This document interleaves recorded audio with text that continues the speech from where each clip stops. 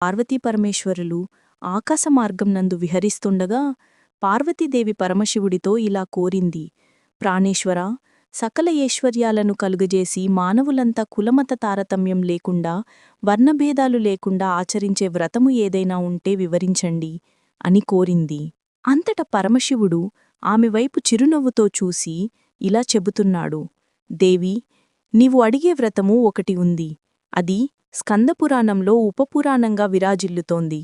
దానిని వశిష్ఠ మహాముని మిథిలాపురాధీశుడైన జనక మహారాజుకు వివరించారు. అటు మిథిలానగరం వైపు చూడు అని ఆ దిశగా చూపించాడు.